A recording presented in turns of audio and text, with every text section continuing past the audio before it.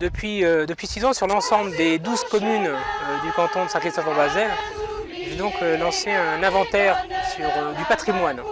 Alors cet inventaire correspond à plusieurs choses. Déjà collecter les informations dans les archives municipales, et ça je le fais avec des bénévoles sur chacune des 12 communes.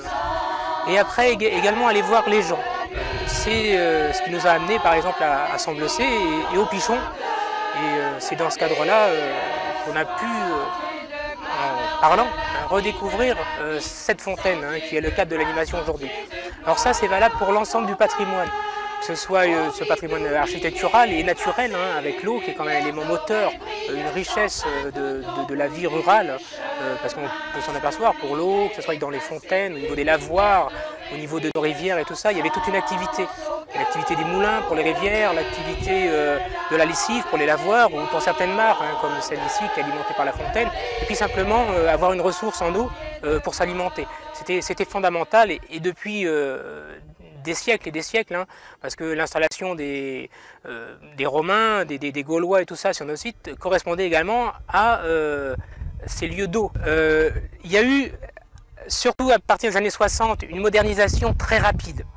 Et les gens, l'arrivée de la machine à laver, l'arrivée de l'électricité, l'arrivée des canalisations pour l'eau, ont fait peu à peu oublier ces endroits de vie importants qui étaient les fontaines, les lavoirs, les mares. Par la culture, par des animations comme on peut faire aujourd'hui, samedi 29 juillet, je pense que ça peut faire une prise de conscience des gens. Et puis on s'en est aperçu ce matin dans le cadre de la randonnée, etc. Les gens commençaient à dire « Ah mais c'est vrai que l'eau, et puis moi je connais d'autres fontaines, ça serait peut-être bien qu'on les redécouvre aussi ». Le matin on a commencé par une randonnée qui était donc tournée autour de l'eau et de la pierre, qui est vraiment le thème important de la journée, l'eau pour la fontaine et la pierre, tout cet élément qui a servi à l'aménager. Donc on a pu voir les emplacements où il y avait d'anciens moulins, et puis également les carrières des Brinets, les carrières proches et tout ça qui ont été longtemps exploitées, qui est une ressource essentielle à la vie économique de la commune et puis plus largement d'ailleurs même de communes voisines. Il était intéressant de faire participer des associations locales aussi à cette journée. Et donc dans l'après-midi, on va avoir un spectacle de danse traditionnelle d'une association de Semblessé, le Gué de Louret.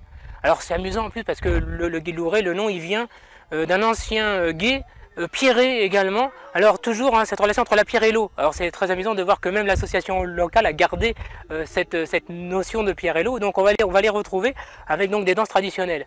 Et puis il y aura également une chorale d'Angerouin, une commune voisine à Semblessé, qui fait toujours partie de notre canton de Saint-Christophe-en-Basel. Et là, on va avoir des chansons, plusieurs chansons, et notamment des chansons autour de l'eau. La source, à la Clairefontaine, etc.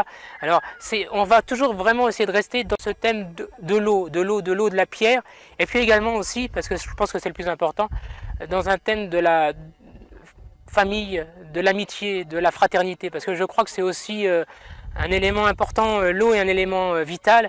Je pense que l'amitié et la fraternité est aussi également un élément vital et je pense que nos campagnes sont riches de cela.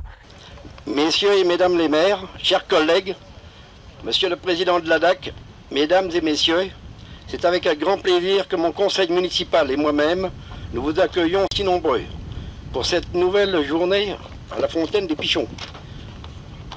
Je profite de cette occasion pour remercier Madame de Salomère, Dominique,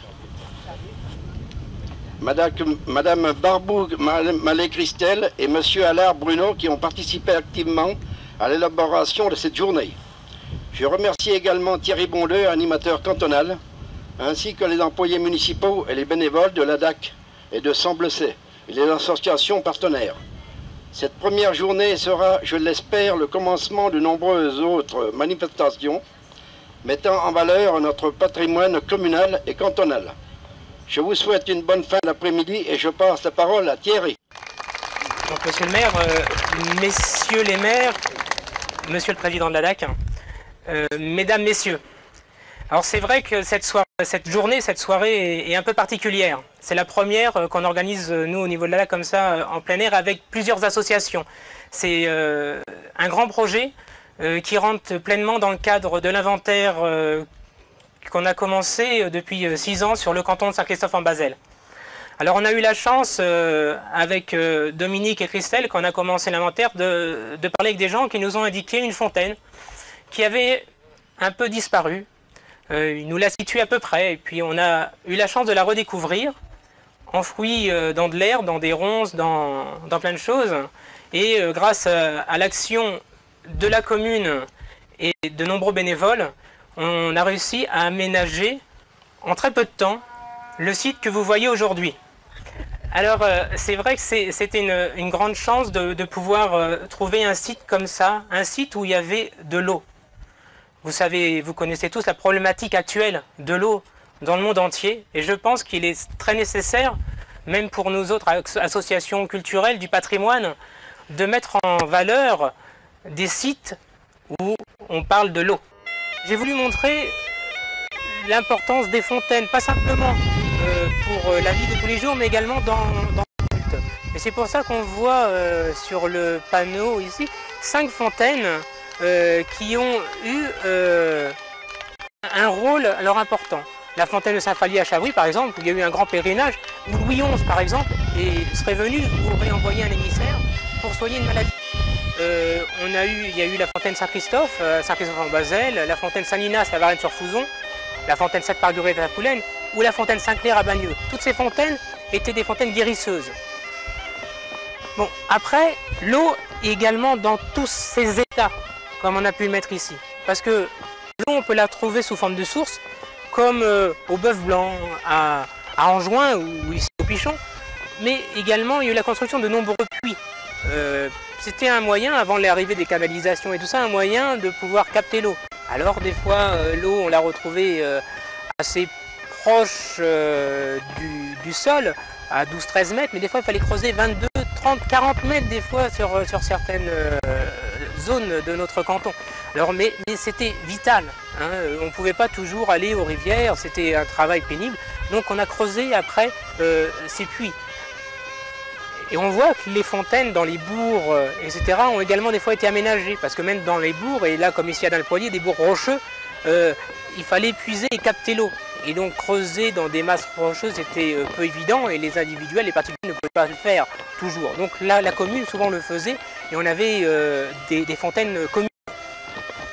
Et également après les mares. Alors les mares, un autre lieu de vie important. Ça soit pour abreuver les animaux, mais également un rôle écologique majeur. Donc là après on revient là, vraiment sur le site de la fontaine des Pichons, qui est le site qu'on doit mettre en valeur aujourd'hui et qu'on a mis en valeur grâce aux bénévoles. Alors on s'aperçoit en 2005, quand on l'a découvert par ces photos, qu'il était dans les herbes, on ne voit pas de pierre, la mare était aussi très sale. Alors on a commencé à la nettoyer avec les bénévoles. Alors une chose est certaine, on a voulu bien nettoyer la fontaine en elle-même, faire apparaître les pierres. Au niveau de la mare, en discutant avec les gens des Pichons notamment, on a appris qu'il y avait des endroits pierrés pour amener les bêtes à abreuver, des endroits pierrés pour la lessive. Alors qu'on a essayé, on les a sondés et on a mis en valeur ces endroits-là. Par contre, et je pense qu'on est tous d'accord dans ce projet-là, il est plus intéressant de laisser la mare dans son état actuel, c'est-à-dire un état naturel, et la laisser évoluer aussi. On s'aperçoit déjà en la nettoyant un petit peu, on voit réapparaître des libellules, on voit réapparaître peut-être bientôt des grenouilles ou des crapauds, comme nous disent les gens. Et ça serait intéressant de la laisser évoluer dans son cadre naturel. Simplement la nettoyer, pas faire plus. On n'est pas là pour réaménager, on est là simplement pour restaurer et entretenir un lieu de vie. Et là ici on voit, par le travail de maçonnerie, la fontaine. Alors probablement que la source en elle-même se situerait un petit peu plus haut. Et grâce à ce travail d'entretien de la fontaine, on a réussi à alimenter le petit fossé d'écoulement qui alimente lui après la mare. Alors là c'est pareil, il faut être très très prudent. C'est des sites très très sensibles, une pente très faible et où il faut être conscient qu'il n'y aura jamais un débit important. Alors cette fontaine était vraiment donc le lieu principal de la vie de tout le site. Les gens du village des Pichons, mais également de la ferme de Saunières plus loin, l'entretenaient donc très régulièrement. Disons, comme je disais tout à l'heure, grâce avec les bénévoles, etc., on a pu retrouver ce chemin qui est une voie pour amener les bêtes à abreuver à la mare. Et donc ces pièces-là étaient toujours pierrées. Alors les pierres étaient toujours sur le tranchant, donc il y avait énormément de pierres mises les unes à côté des autres, parce que les vaches et tout ça avaient un poids, portaient un poids assez important sur les pierres, donc ça évitait ce déchaussement. Nous, on a donc décapé toute la terre qui était sur ces pierres-là. La mare servait également à la lessive. Alors maintenant, c'est sûr qu'elle a regagné son caractère naturel et je déconseillerais de faire une lessive dans l'eau actuelle. Mais pendant très longtemps, ça a été un élément important. Alors on utilisait une selle à laver, comme on voit ici, qu'on posait donc sur ces pierres. Mais là, on peut voir également ici les gros draps comme il y avait actuellement à l'époque. Alors il faut voir que ces draps pesaient, une fois mouillés, pesaient énormément. Et c'était les femmes qui faisaient ce travail terrible. Alors il y a ponctuellement quelques photos qui montrent, quelques cartes postales anciennes qui montrent ce travail. C'était un véritable métier parfois.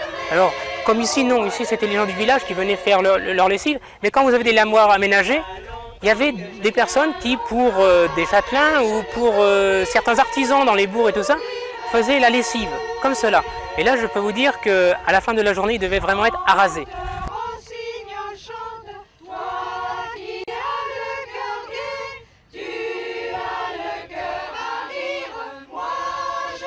Maintenant, souvent, les gens sont seuls, ne parlent plus comme on avait avant les veillées où on disait, bon, même si c'était pénible le travail de la lessive, où les gens se retrouvaient et puis allaient raconter l'histoire de la commune, l'histoire du voisin, la vraie ou la fausse histoire, c'était pas grave. L'important était de parler. Et c'est vrai que quand on vient sur une fontaine, sur un site comme celui-là, on se rassemble. Et là, on peut parler. Et puis nous, on l'a vu quand on a restauré cette fontaine, il y avait des gens qui venaient nous voir curieux de revoir cette fontaine vive, puis s'asseyaient là, et puis ils nous racontaient leur vie passée. La vie à la fontaine, et puis après ça partait beaucoup plus loin. Et c'est ça aussi un lieu de vie. Et c'est ça qui, je pense que c'est ça qu'il faut garder. Et ça, c'est pas de l'histoire, c'est rien, c'est de la vie, tout simplement de la vie.